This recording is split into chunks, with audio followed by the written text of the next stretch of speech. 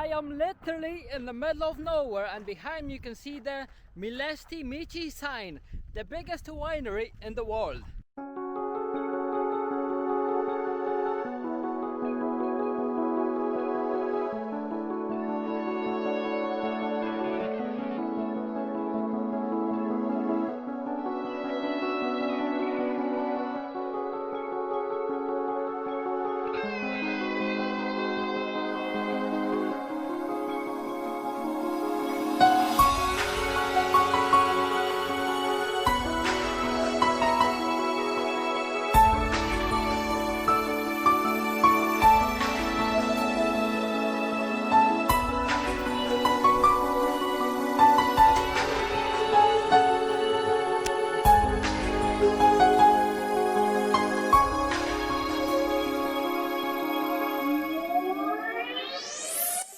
So the history of our enterprise starts back in 1969, when it was opened initially just as a storage unit to store different type of wines from the whole Republic.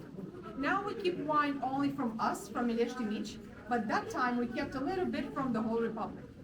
But the history of our underground galleries is older than that, approximately 200 years old, when we started here to manually extract limestone. But because it was a really hard process, we needed help. And that help came in the form of a Russian scientist named Galanin that brought here a machine that you'll see around the corner near the waterfall. This is the machine the lady was talking about. So basically they use this machine to extract limestone from this quarry, and they used it to rebuild the city after the Second World War. With that machine, we extracted limestone easier, faster, and in cubic shapes, as you can see on the ceiling and on the walls. All of this limestone extracted was used as a construction material to rebuild our homes in the village and to rebuild our capital after the Second World War. So we used everything here. Also, the length of our galleries is 200 kilometers. So we are the biggest cellar in Moldova. But from those 200 kilometers, we only use 55. That's how much we need. And from those 55 kilometers, for our tour, for today, for example, you'll get to see only 5 kilometers. And that's it. And during those 5 kilometers on the left and right, you'll see, and you already saw, a lot of barrels. The fact is that all of the barrels are empty. There was a time when all of those were full with wine, when people used to come here with their own cars during the tours. But because of all of the gases, noise, vibration, the wine couldn't mature normally. So we had to take all of it, a quantity of 75 million liters of wine, and to store it away in 2 different sections where we don't disturb it and it matures alone on itself. Also, the difference between those barrels and these ones, the barrels on the side of the road are made from Russian oak from the region Krasnodar, but these barrels and the ones from the next room are full with wine, with red wine. The difference is the fact that these are made from Moldovan oak. The other from the other room are made from French oak. And we keep them here as an experiment to see what oak is the best, Moldovan, French, or Russian. And we'll get to see after 12 months. We'll taste it and we'll see. Also, here at the first stop, you saw that waterfall over there. It is made out of 2 natural water sources, so it's not wine, as some people ask me. And the wall, all around the waterfall, you'll see that it's perforated. It means that, or we keep it here as a symbol of the Sarmatian Sea that we had here 34 million years ago. And after this sea retracted its waters during the time, we remained here with all of this limestone, from where the history began. Also, at the first stop, we are just 35 meters underground, and we'll go even lower today. So here, at our second stop, we are in front of our golden collection. And we call it golden because it's truly our pride. We entered the Guinness World Record book with this collection in 2005 by being the largest wine collection practically in the whole world, because we used to keep here 1.5 million bottles of wine. We grew from 2005 till now, And now we have almost 2 million bottles. So we want to break this record again and beat our own selves. Maybe next year. We'll see. Now I'll invite you here and we'll get to look through all of this collection. So all of these 2 million bottles almost, they're kept in spaces like this that we call houses or casa in Romanian. So every house has above itself its own personal passport for us to be easier to understand what we're keeping here and there and so on. What is really important from the passports is the name of the wine that's below it and the year of harvest. By looking at the year, we can understand for how long will this wine be good to drink. And on the fourth place, you'll see another number that signifies the number of bottles inside that house. And every house has a different number of bottles, starting from 150 up to 1,500 bottles. In big houses like this, for example, here's an empty one, and you can see how big it is. Quite a large one. And here already, you will see another type of houses in this space and over there. These are more special because they're private. Every house here that you'll see with a lock has its own owner. You'll see the name and the country that they come from here on these plates. You'll see here a lot of people from China. Almost all of this wall is with them because 60% of the wine that we produce here, all of it, it's exported to China in the other part of the world. Then on the second place of export is Poland, and thirdly is Romania. And to have a private house in here, there are some conditions. Firstly, you have to pay the rent, which is 500 euros annually.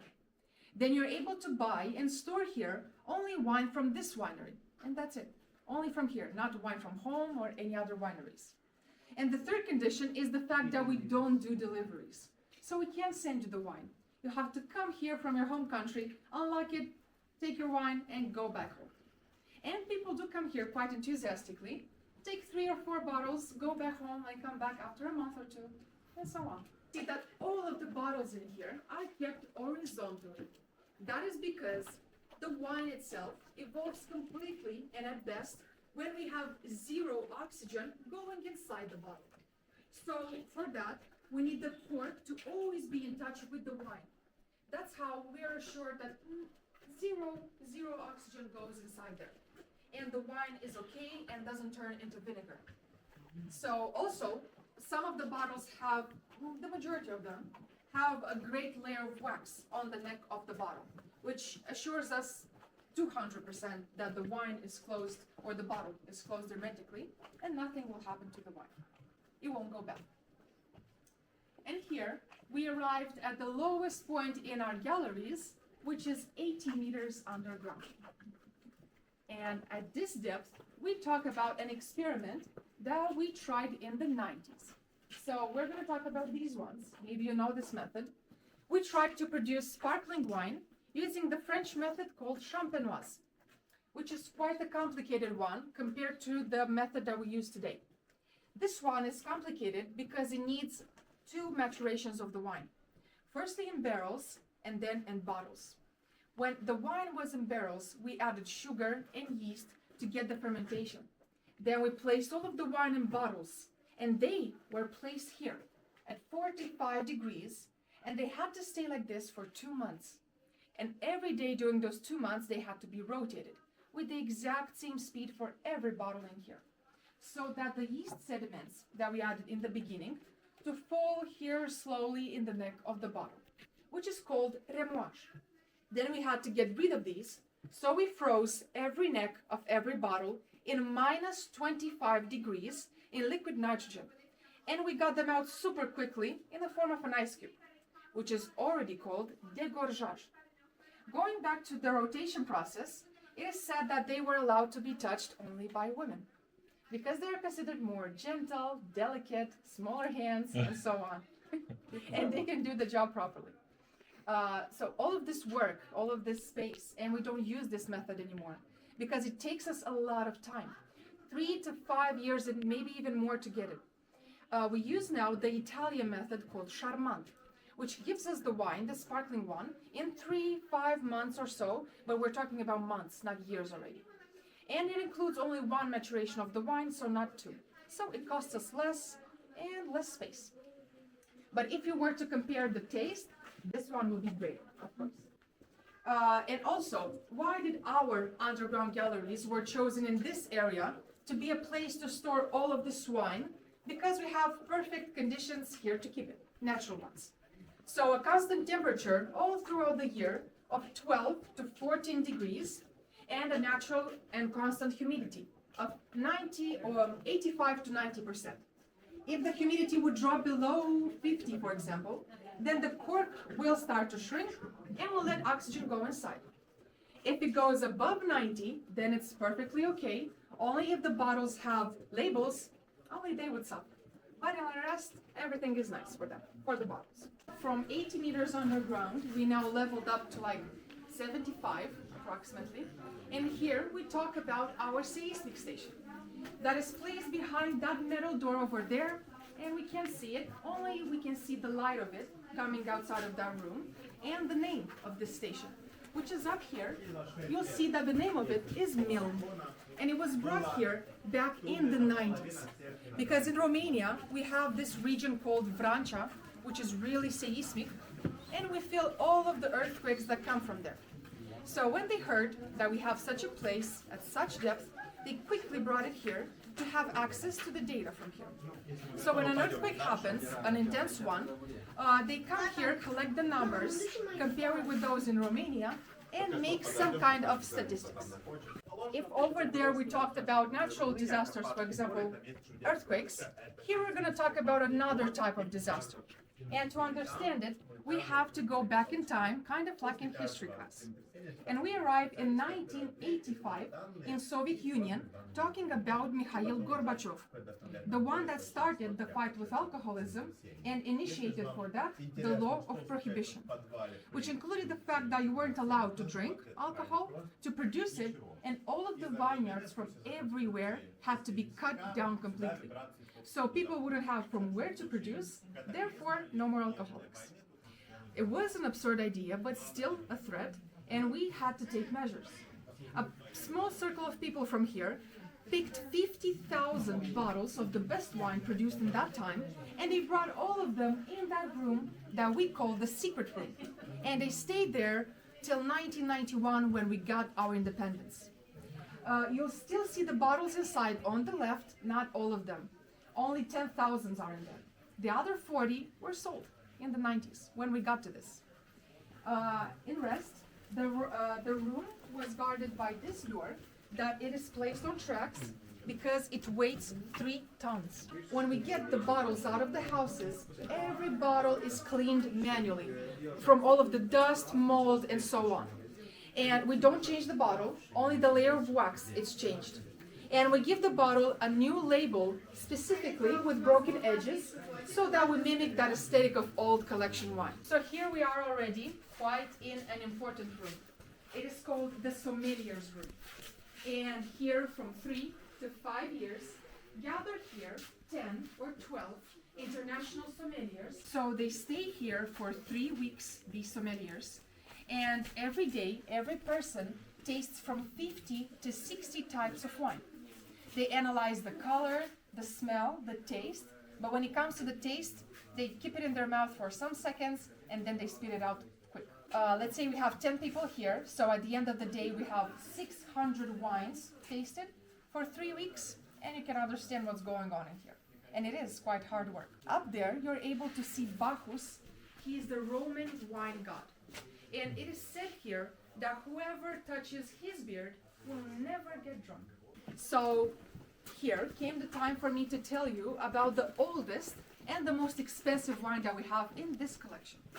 It stays here in the house 271.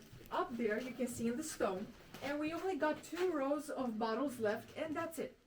We're talking about the dessert wine Bouquet of Moldova, which is a wine from 1973.